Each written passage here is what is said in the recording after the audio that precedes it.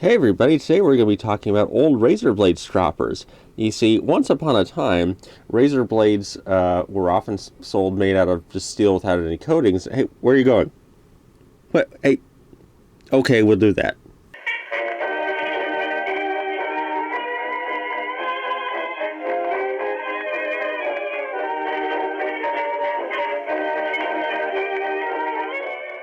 Welcome to another episode of Rapidly Aging Tech. Today we're going to be moving on to part 3 of the quad-core Pentium 4 machine. If you haven't, seen 1 or 2, go back and watch episodes 1 and 2 about the build. So, why are we staring at a computer screen? Well, one of my wonderful viewers, whose name I've forgotten, but I think I pinned his comment at the top of episode 2, sent me this manual. Now, I had the Tempest version of the manual. This is the Tiger version of the manual. But they're technically the same motherboard, which is interesting. If we look at the board layout present in the manual, we're going to see something that's helpful, which is up at the upper portion where the extra pins are, they're actually present. Okay? So that helps. That helps a lot, because not only do we have the standard block layout of the traditional front panel connector, we also have this layout. This is for what they've labeled J12 and then J13 as the LED interface connector, which is reserved. It has a few things that are handy, like we have the reset switch, power button, I think the sleep button, if I'm reading that right, and other things. Now, I think using this, spoiler alert, rather than having you watch me fumble around and plug them in, I plugged them in according to this diagram. Got the power in right. I think I might have power button in right. I may have reversed the leads on a couple of these things or whatnot, but at least the power button is doing something. So that mystery has been kind of solved. Oh, and by the way, the old front panel connector, the solder pads, they're still connected electrically to everything.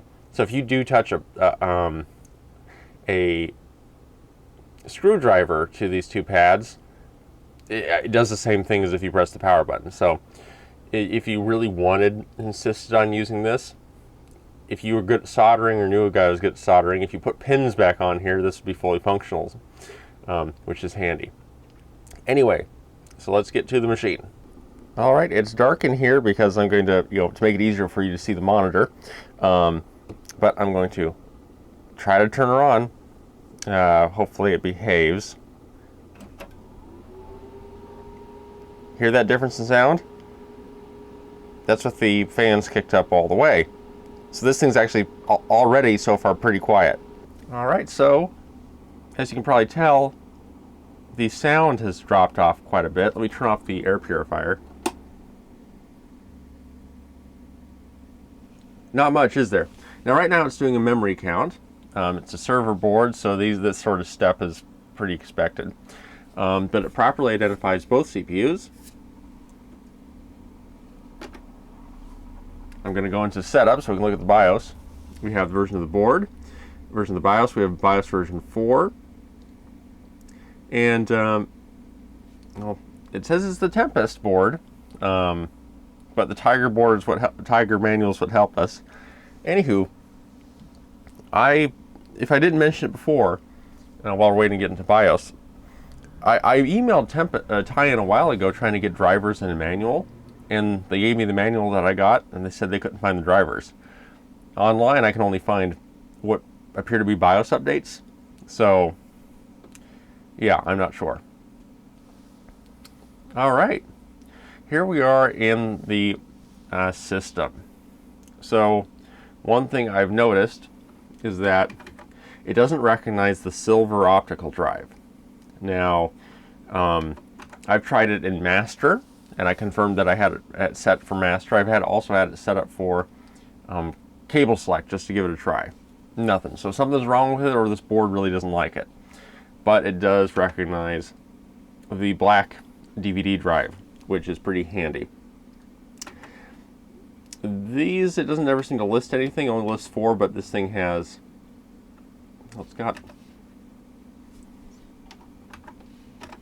I know it sees the hard drive, but it doesn't list any of these, so that's interesting. So it, oh, this is handy. So this thing looks like, oh, never mind, I misread that. So it can handle 1.44 megabyte and 1.25 Japanese diskette. Huh.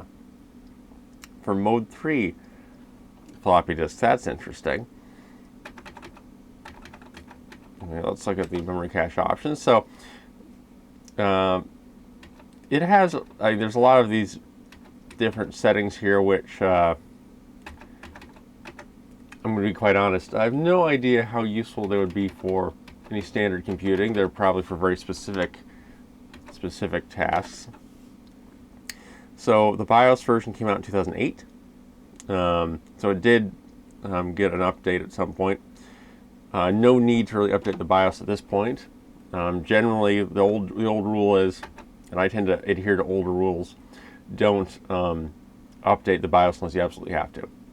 And we can see that it has the base memory, extended memory, all there. So it's counting everything. Hardware monitoring. Let's look at the temperatures of things.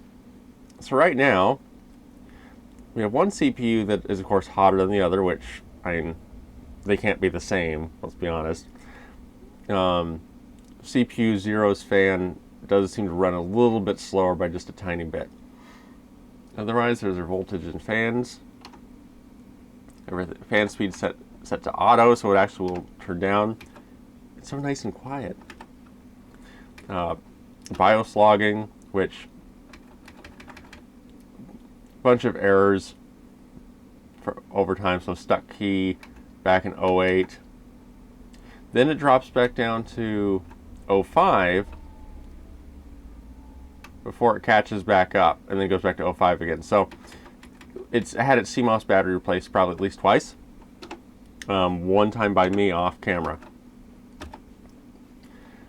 So advanced chipset controls, Intel IO 8T, don't know what that is. There's a lot of these settings, like PCI hole granularity,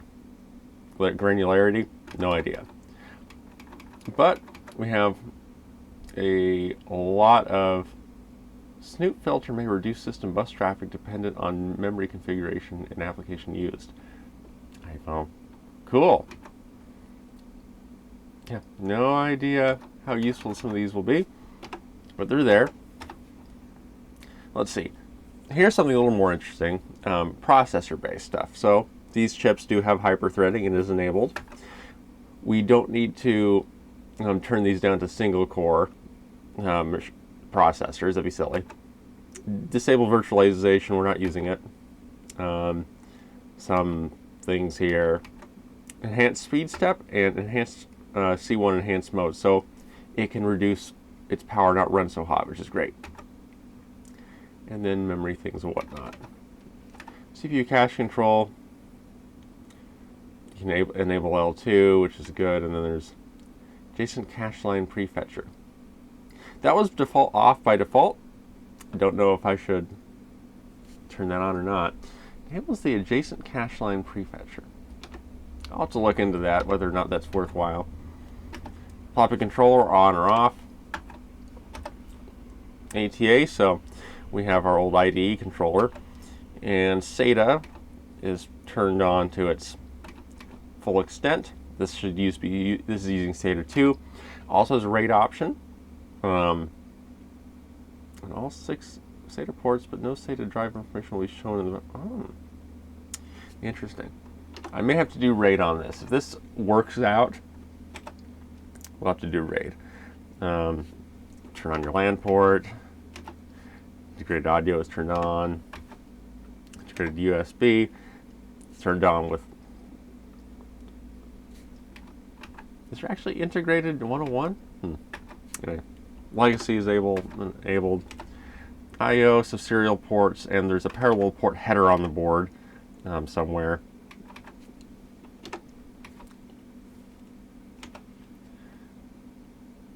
You can configuring specific PCI slots, don't care about that. Security, so there's no password on it, thank goodness. Well, I mean, the battery's dead, how to remember. Unless, no, it should be able to save that. I don't know, it doesn't matter. Fix this boost sector normal. I'll probably put it on the old-fashioned write protect after we have an operating system installed. Trusted platform module support. I turned this off because that's one of their security features. I didn't want the board ignoring any hardware because it didn't match something. It didn't, when I first got this all plugged in, it didn't recognize the hard drive, but it could have been the SATA port I used. Who knows? Set it properly like that. We don't need to keep it from writing data to a floppy disk. That's a pretty old-fashioned setting. BIOS write protect. We don't need it flashed by anything, and we don't need to pay attention to the chassis being opened because we don't have a proper thing for that. Power. Right now I have it on power on after a power failure. Mainly that was because I was worried that the button wouldn't work. So if I could just turn it off at the back and turn it back on and kick on. Well, the button's working. But there's no light or anything. I have a reset button, I'll see if that's set up, but I don't seem to have any power light. Let's see, I didn't make any changes.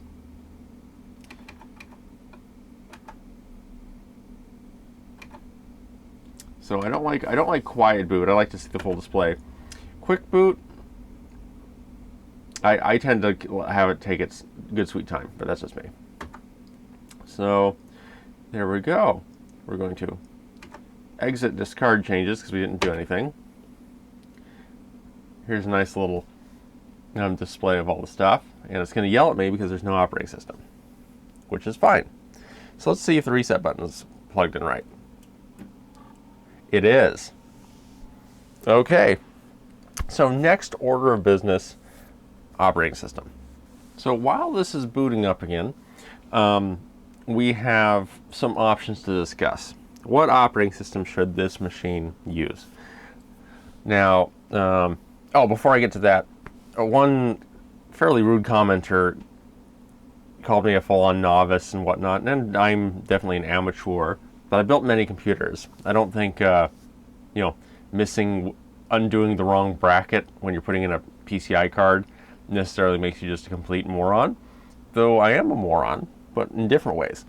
He also got angry that I put a 1,000 watt power supply in this thing. Well, remember, this machine is supposed to be kind of an Intel-ish imitation, in a way, of the PowerMac G5. The PowerMac G5 has a very big power supply. Now, it needs it. I'm not sure if this machine actually needs it. At some point, I'm going to plug this into my battery backup in one of the proper slots and just see how much power it's using. So that'll be a nice little test to see, well, what was really necessary. However, anyway, so that's neither here nor there. So there's a method to my madness. Plus, I'm pretty sure that thing was on sale, because I usually go platinum anyway. Anywho, operating system. What do we put on this machine? The manual itself refers to Windows XP. Okay, now there's going to be a problem with that. Well, let's take Windows XP, Pro 32-bit, the one that everyone knows and loves. It can be updated pretty easily. There's Windows Service Pack, unofficial Service Pack 4, and after that, it can connect to Windows Update Service, get the last few things. A lot of software still works with it. That's all handy dandy. But, and this is a big but, Windows XP 32-bit will more likely need a driver disk. I don't see Windows Update finding all the drivers for things. I suspect that it would need drivers. Okay, well, what about Windows 7? Windows 7, the lighting's not very good. Windows 7 came later, so it might have all the drivers built in, or Windows Update through it might be able to catch what's different. I think there's a lower likelihood that it would need something like the SATA, like the driver for the SATA chipset, shoved in. XP, if it doesn't recognize the hard drive controller, well, we're kind of stuck because Tie-in themselves have said that they don't know where the drivers are. Okay, so leading to Windows 7, but the manual also mentioned Windows XP 64 edition. Now, I've never used the 64-bit of Windows XP. This one also includes Service Pack 2, which helps because that should give us some more things updated in it. So, if you folks would like, I think we're going to try XP 64-bit edition. It's going to be a mess because the drivers are different and it's got its own problems. But let's see if we can make this thing work. So the camera is having a hard time focusing. So here's something I'll show you that I found inside the black DVD drive in this machine. Windows XP Service Pack 3 from 2012 with SATA written on it. So someone made a special install disk, maybe with SATA drivers. It's pretty scratched up, but my machine could read it. I'm not sure if it will actually properly work. Maybe I'll have a nice kitten on the screen or something while this setup is loading, because there's not a whole lot to focus on. The optical drive is louder than the machine itself. Okay, to set up Windows now, press Enter. So I don't know if anyone's seen a Windows XP 64-bit install. So we're gonna do this together. Setup did not find any hard disks installed in your computer. Make sure they are powered on and properly connected to your computer. Setup cannot continue. So this is what I was worried about. The hard drive controllers on this machine, the drivers aren't built into XP. Now, if you folks know where to find any, I mean, doing a search on the internet only brings up what appear to be BIOS updates. And Tie-in themselves, when I spoke with them, couldn't find any drivers. Now, we could attempt to identify the chipset controller, but even there, if you, like when it pops up, when it's scanning for drives, but there's usually multiple flavors of those, and a lot of the drivers won't work. Like when I had to get the Dell Precision 670 up and running, there was a few versions I had to try to make that work, and that was a bit of a pickle. So in this case, I think we're going to switch to Windows 7. Wrong. Wait a second, I forgot. Windows XP by default doesn't really like SATA and AHCI whatnot. So what happens if we switch it to compatible? All right, it must have seen something because it's gotten me a bit farther. So we're going to F8 to agree to the service agreement. This looks like a good old-fashioned Windows XP install, which is fine. So, here we go. So it wasn't that it didn't recognize the controller. It didn't recognize the AHCI and SATA mode, which you can later on enable. I know there's a way to do it. I'm pretty sure I've done it before. So that'll be something to solve later. But in the meantime, we have Western Digital Gold Drive. So let's see here. Let's see. I'm not going to do the quick version. Especially the first time, I might as well just do a nice, full, clean slate. But anyway, so even though it's going to operate in the old-fashioned IDE way of, so in AHCI, more or less, if, let's say there's like 3 data points that you're going to read off the hard drive. In IDE mode, the armature would move, and I'm probably using incorrect terms, would move over to the track where the first data point is. It would do like a complete circle and then read it. then move over to the second point, complete circle, and end up reading it, and third point, complete circle, end up reading it.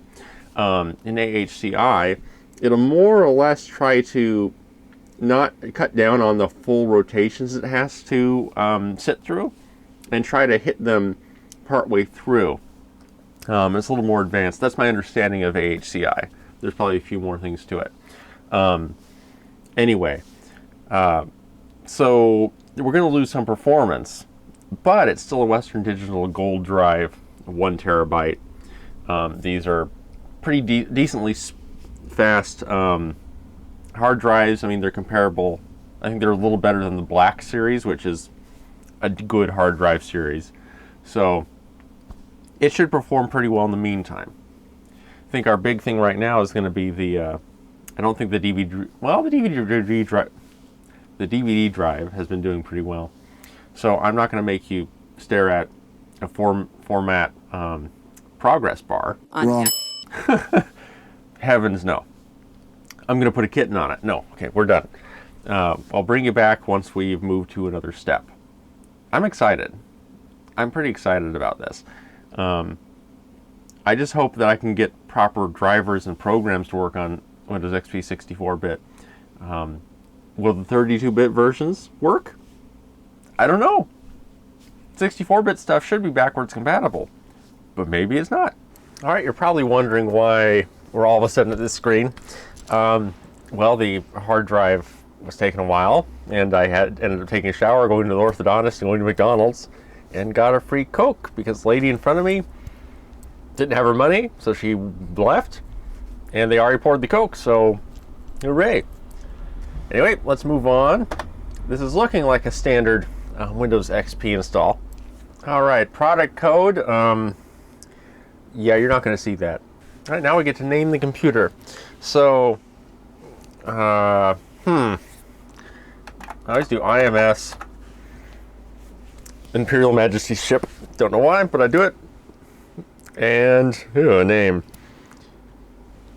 Oh, I know.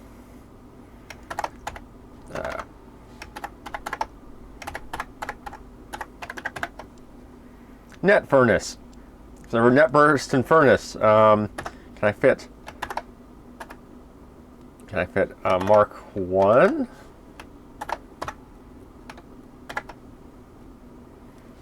I might.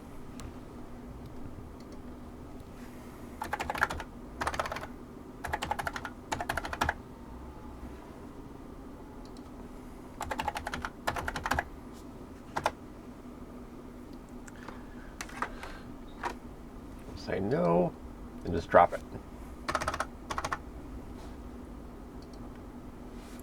There we go. All right, so I got time. So I'm not sure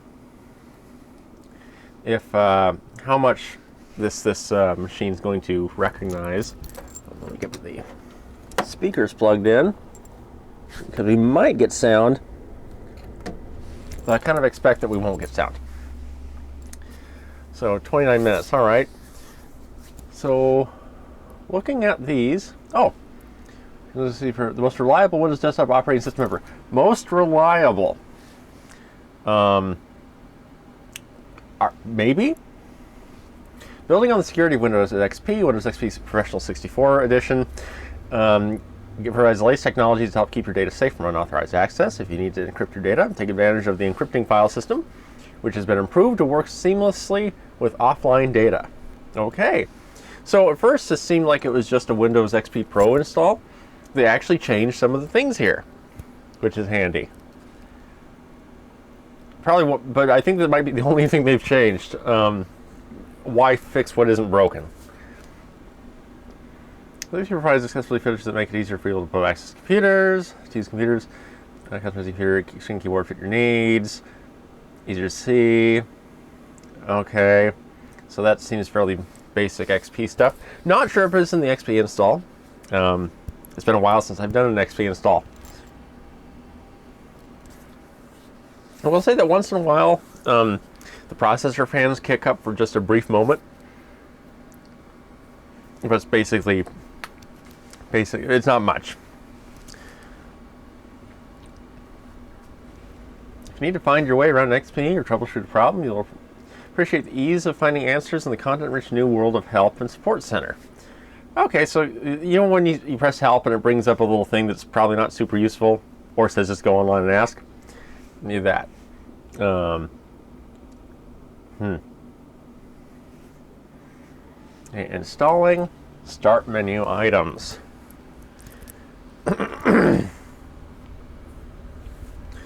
You know, I do prefer the older-fashioned installers over the newer versions. I don't need to be messy. Oh, features built in Windows XP start menu. Thank you for purchasing Windows XP Professional X64 Edition. Hope that you enjoy the many new features of this Windows version. Well, I feel good, and my hope is probably going to be betrayed. I thoroughly expect it to be betrayed. The 64-bit Windows architecture processes extremely large amounts of data more efficiently.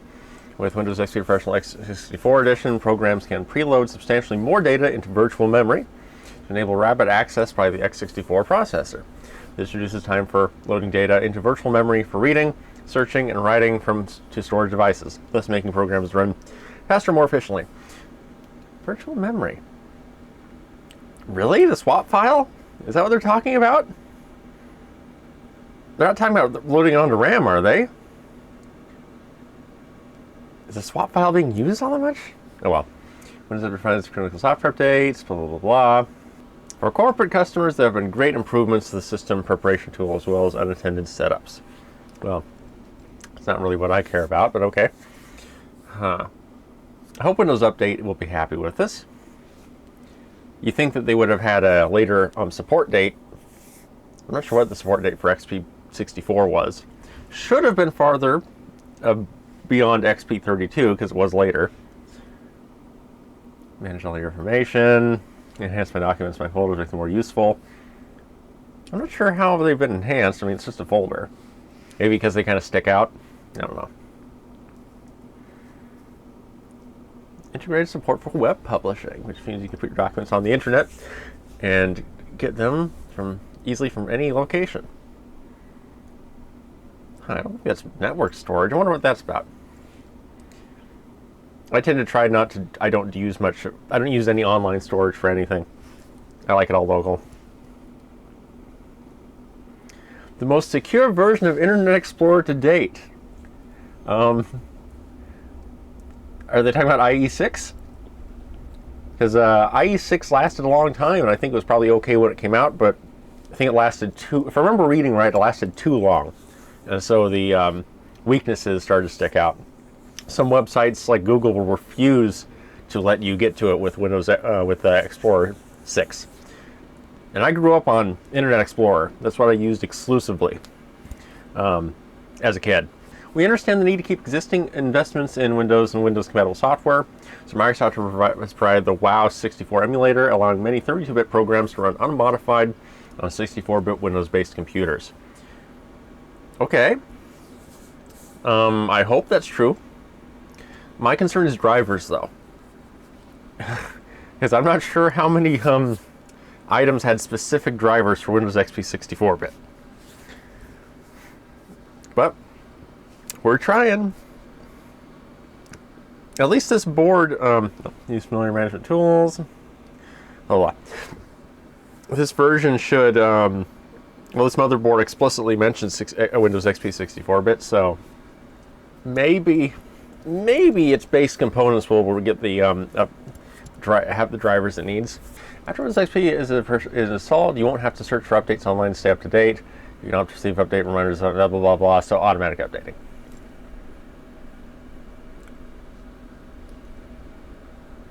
You know, I kind of wish that the update site, I'm fine with the offline with the automatic updater, but I also liked how in XP you could also manually go to the website, pick the updates and pull them, which is the only way you could do it with like 98. I wish that was still the case, especially when the updater is being finicky. But, you know. Built on the proven reliability of Windows Server 2003 code base, Windows XP Professional x64 offers features that improve stability of your computer. Oh, okay, this is cycling back through again. from my reading, x64 is buggy. So I'm not sure what they would have done to it that would have made it buggy when the server... I'm pretty sure Windows Server 2003 was okay. I don't remember reading anything about that. That was negative. All right, we're starting to load up Windows XP 64-bit edition. This is the first time I've ever installed this operating system, used it. This is going to be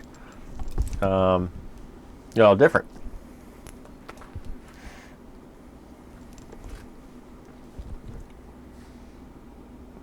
Interesting. It just called me administrator. I wonder if when I left this thing unattended, it skipped past. But I put in my name. Oh well. Well, I can change this.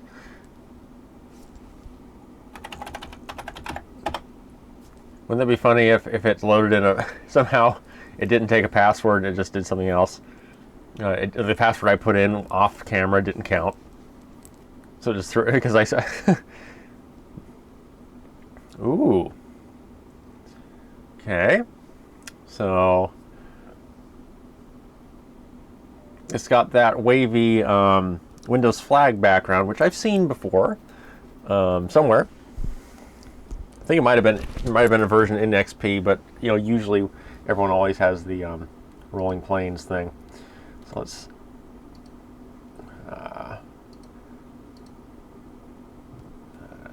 no, we want to.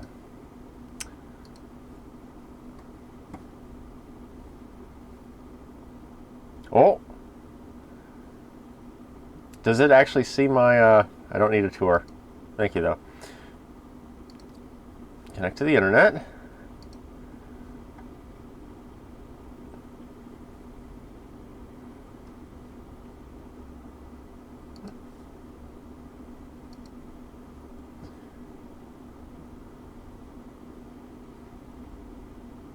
Okay.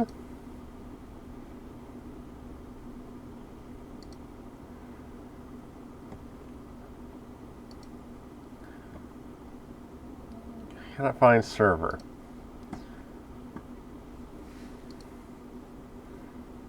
That's my desktop. There we go. My computer. Oh, wow. I didn't actually mean to do that, but I did. Okay.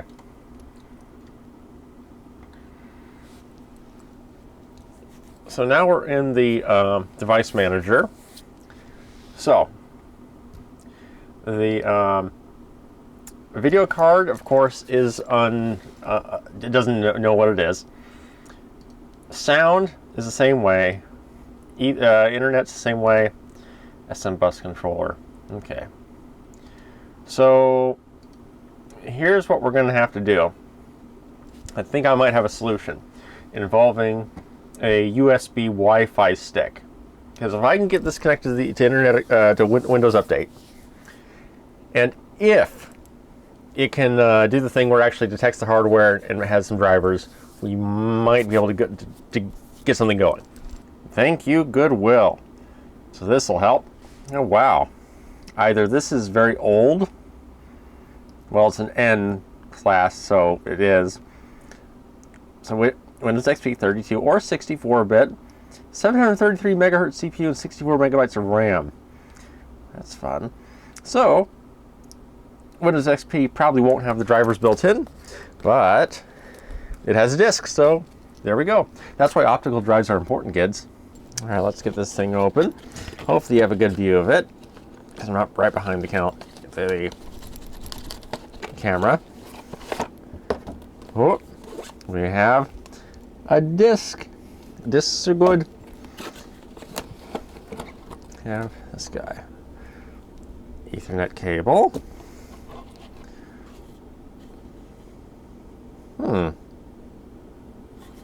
SMC networks device. So power Ethernet. Oh good, I almost thought this wasn't involved. So we have the Media Link USB Wi-Fi drive. And we also have little holder in case you want to put it in like that, which, okay. Sure, why not? So we'll get this plugged into the top, which is right there. It says that it shows they're blue. It's a USB 3.0, but well, we know that's not the case because the motherboard doesn't support it. So let's get that plugged in. Has a nice little blue light, and Windows XP sees it. So let's see what happens. Okay, so we're gonna say no, not this time. Let's get the disk in into the one working CD drive. Okay, the CD is a bit oogie, and it's gonna start looking.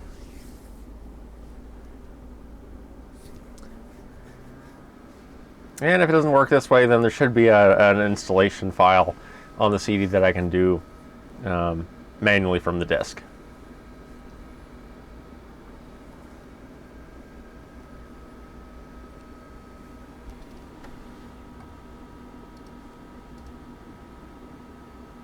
Okay, so I couldn't find it. Let's do it the other way.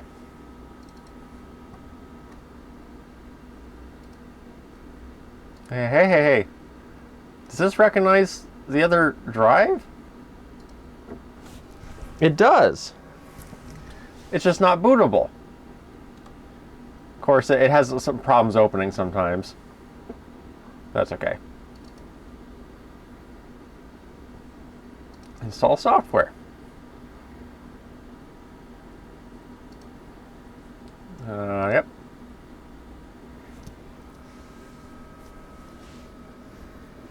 So this is, remember folks, it's good to have some spare oddball hardware just in case you need it for something. In this case, this should be quite helpful. My Wi-Fi signal is pretty strong up here, so I should have a pretty solid internet connection even though it's through a silly USB thing.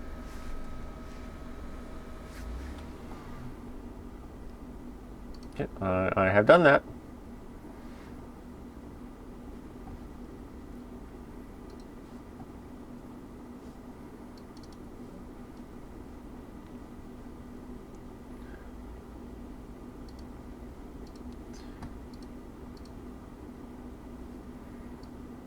Look at all those Wi-Fi things. So I have only the finest pants, and what's the difference here? One should be that's a 2G. That one should be, the extension.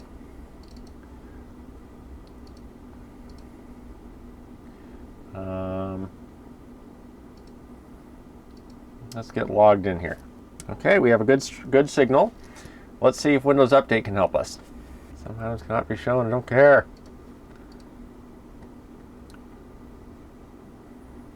Windows Update. Oh, here, let's try it this way. Properties. Classic Start menu. There we go. Windows Update. Ooh.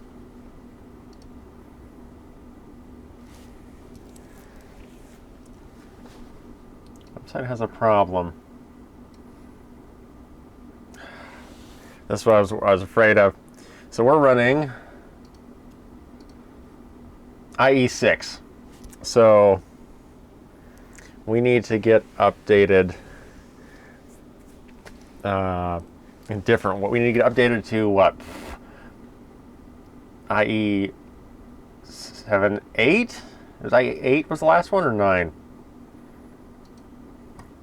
Okay, well, let's see what we can do. All right, so I went on my main computer and downloaded Internet Explorer 8. What? Version of Explorer you have installed does not match the update you're trying to install. Oh, was this an update just for IE 8? Ah, crud. Well, this one looks a little better. Accept. Next. You can't check the computer for viruses because there's no antivirus on it right now. Worked. All right. So it's going to download the update, probably the last version of the Windows Updater, and then we'll probably be able to start pulling updates. And I'm hoping, really hoping, that we get some drivers. It has an option. Okay. Custom. And boy, do I need to get my video card drivers sorted out, because dang, this is not the best situation. So while that does that, I'm going to go on my main machine and see if I can get the drivers for the Radeon 7970. I think that's what I put in here. And well, hopefully there's an XP 64-bit driver. If not, I'll have to try the 32-bit, because I like being abused, I guess. I don't know. Well, that was quick. This thing already found 134 high priority updates, some software stuff, which is going to be .NET framework, remote desktop connection.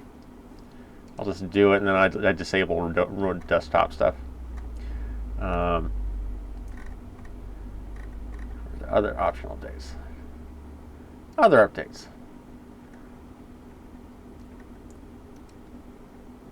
So basically, I'm just going to kind of add in everything, because I'm sure I should probably do it. Improve search, media player 11. Okay, that's all that stuff. Hardware. HI sound. Ooh, there we go. That's the one we want. So this is I think this is a fairly common Intel network driver. So good, if I found it. Sound, I can do without sound, because, well, let's be quite honest. Gonna get a sound card. So high priority.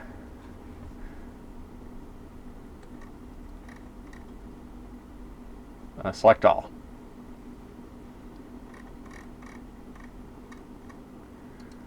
So I should have 141 updates. You can tell me? Oh wow. So that's going to start installing, and I'm going to get the driver. Yep, 141. So I'm going to go get the drivers for the video card.